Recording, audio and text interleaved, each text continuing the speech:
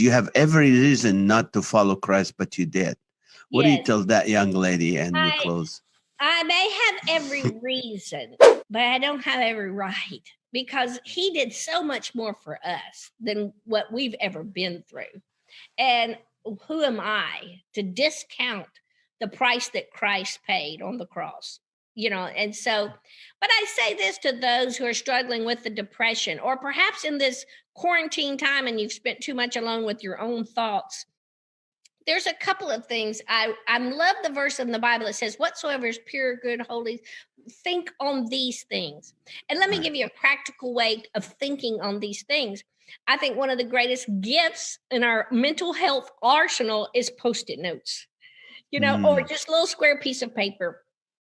And write down what was one of the funniest things you can remember from your childhood. Maybe it was just a person that used to make you laugh. Maybe it's a person that makes you laugh now. What was one of the nicest books you ever read that just made you feel good about yourself?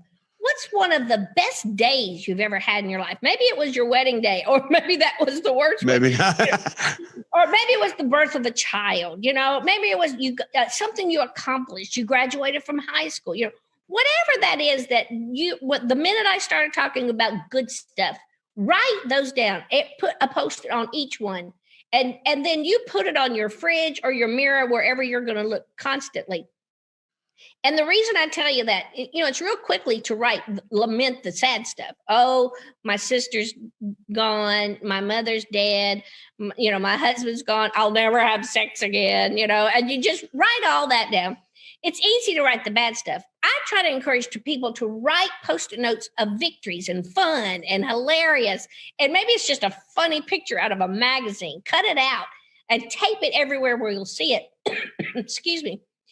That is the pattern of goodness. And if God did all those things in the past, he doesn't just stop. So that's a pattern of goodness that will continue in this life. It will continue when this is over. And so you keep your mind set on those things.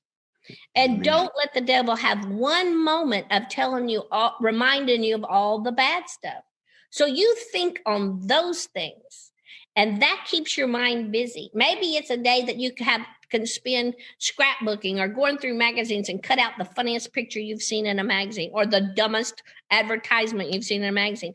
In other words, start training your mind to find the good and the funny and the right and the joyful, and then turn the television. After this chat here, turn the TV off, turn the laptop off.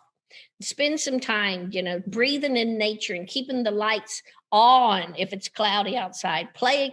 I'm sure my neighbors think Kirk Franklin and the family live in my bathroom because I play Kirk Franklin music so loud. I'm sure they think Danny Goki is staying in my guest room because I blare good Christian music that keeps me uplifted, and I get my mind away from anything that the devil could use to bring me down.